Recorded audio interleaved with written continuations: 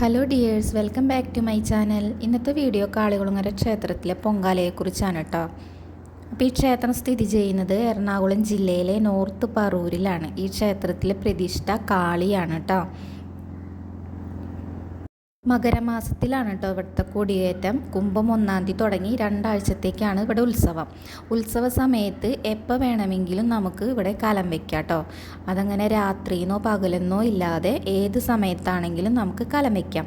പിന്നെ ദൂര സ്ഥലങ്ങളിൽ നിന്നൊക്കെ കലം വയ്ക്കാൻ വരുന്നവർക്ക് അതിനുള്ള സാധനങ്ങളൊന്നും കൊണ്ടുവരാൻ പറ്റില്ല എന്നാണെങ്കിൽ ക്ഷേത്രത്തിനടുത്ത് തന്നെ കുറേ കടകളൊക്കെ ഉണ്ട്. അപ്പോൾ അവിടെ നിന്ന് നമുക്ക് അതിന് വേണ്ട സാധനങ്ങളെല്ലാം വാങ്ങിക്കാം കേട്ടോ.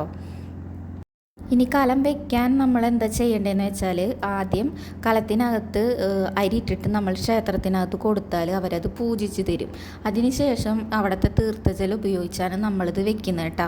അപ്പോൾ ഈ പായസത്തിനകത്ത് നമ്മൾ എന്തൊക്കെ ചേർക്കേണ്ടതെന്ന് വെച്ചാൽ, നാളികേരം, ശർക്കര, ഏലക്കാപ്പൊടി, ജീരകപ്പൊടി, ചുക്കുപൊടി, അണ്ടിപ്പരിപ്പ്, മുന്തിരി, പഴം, ഇത് കൂടാതെ മഞ്ഞൾപ്പൊടിയും കൂടി ചേർക്കണം. ഈ പായസത്തിന് അധികം മധുരം പാടില്ല, എന്നാൽ മഞ്ഞൾപ്പൊടി ചേർക്കണമെന്ന് നിർബന്ധമാണ് കേട്ടോ. പായസം വെച്ച് കഴിയുമ്പോൾ നമ്മൾ അതിൽ നിന്ന് കുറച്ച് പായസം എടുത്ത് കണ്ഠകർണനാണ് നേദിക്കേണ്ടത്. അതിന് ശേഷമാണ് നമ്മൾ എടുക്കാൻ പാടുള്ളൂ കേട്ടോ. അതാണ് ഇവിടുത്തെ ഈ പൊങ്കാലയെ കുറിച്ചുള്ള കാര്യങ്ങൾ.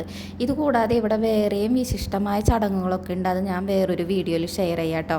അപ്പോൾ വീഡിയോ ഇഷ്ടമായാൽ ലൈക്ക് ചെയ്യാനും ഷെയർ ചെയ്യാനും നമ്മളെ സപ്പോർട്ട് ചെയ്യാനും മറക്കരുത്. അപ്പോൾ അടുത്ത വീഡിയോയിൽ കാണാം. ബൈ.